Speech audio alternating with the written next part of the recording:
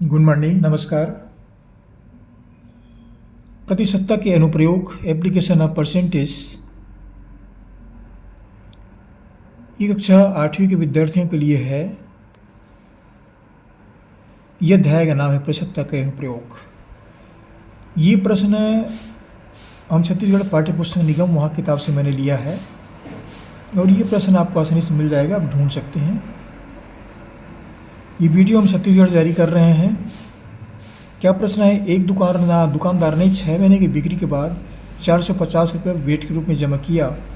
यदि वेट की दर 4% हो तो बताइए कि उसने कितनी मूल राशि का सामान बेचा। कैसे हल करें? कोई दुकानदार है, 6 महीने का समय मिला उसको, 6 महीने के बाद की बात बोल रहा है वो। 4,500 रुपया है, ये लिखना भूल गया था मैं। 4,500 रुपये वेट के रूप में जमा किया। कुल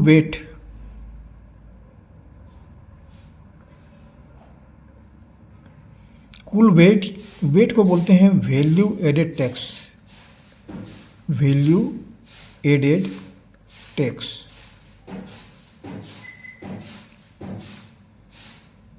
मतलब वस्तु के मूल्य पर, वास्तविक मूल्य पर लगने वाला कर। ये कर कहलाता है। वेट को दूसरे शब्दों में कर बोल सकते हैं, कर। वेट मतलब वैल्यू एडेड टैक्स। ये कुल कितना है? 4,500 रुपया। इतना टैक्स उसको पटाना पड़ता है। कह रहे हैं यदि वेट की दर 4% हो,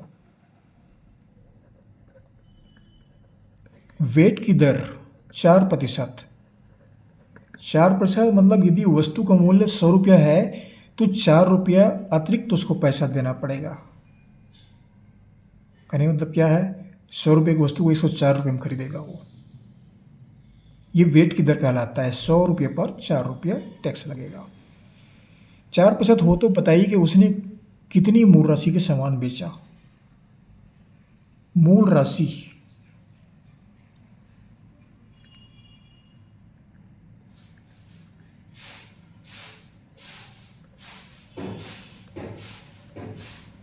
सामान के बिक्री का मूल राशि या इसी को वास्तविक मूल्य बोलते हैं। इसमें टैक्स नहीं लगा है।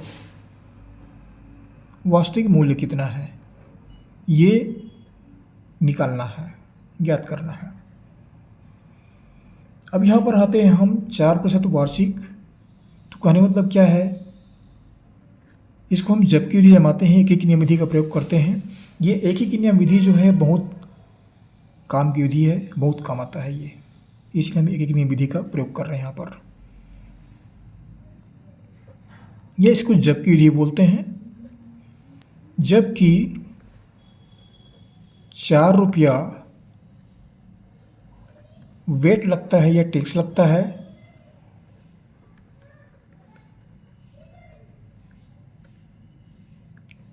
तो सामान का वास्तविक मूल्य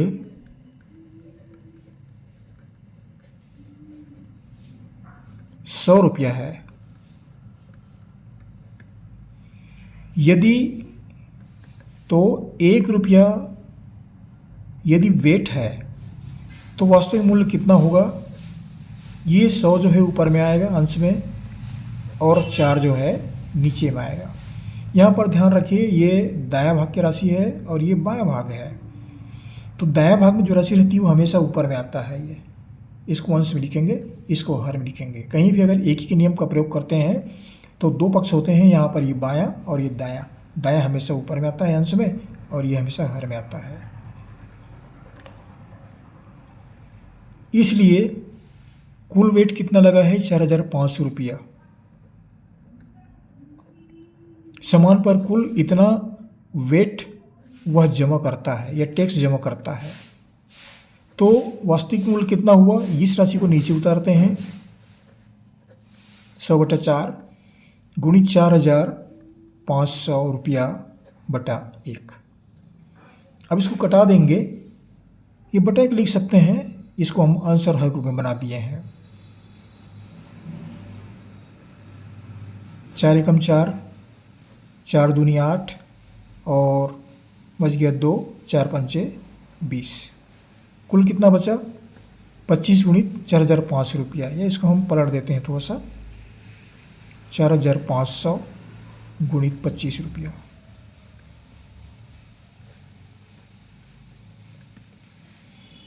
अब यहाँ पर गुणा कैसे करें? देखो ये 2 शून्य है तो इसको गुणा कर निकाल सकते नहीं, सीधा सीधा 2 शून्य लिख देते हैं।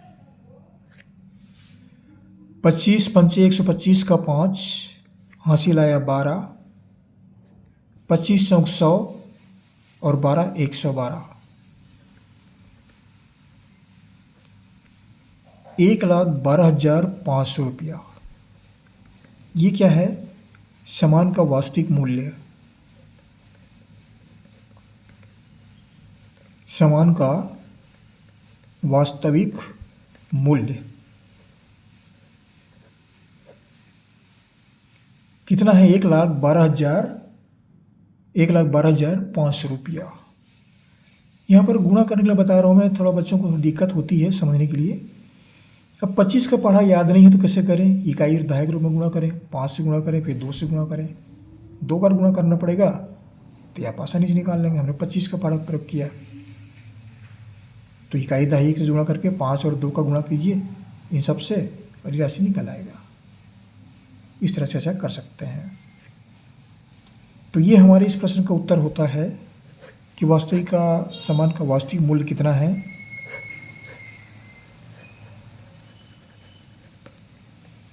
ये टैक्स से संबंधित प्रश्न है कि टैक्स कैसे निकाला जाता है। आशा करता हूँ कि छात्र विद्यार्थियों को ये प्रश्न आसानी से समझ में आएगा और टैक्स निकालना जरूर सीख जाएंगे। हमारे वीडियो को, हमारे चैनल को सब्सक्राइब करना ना भूलें। सब्सक्राइब अवश्य कर दीजिएगा, ये कार्य अवश्य कीजिए आप। आपको हमारी बहुत बहुत शुभकामनाएं। पढ़ते रहिए। अगले वीडियो में फिर मुलाकात होगी। Thank you.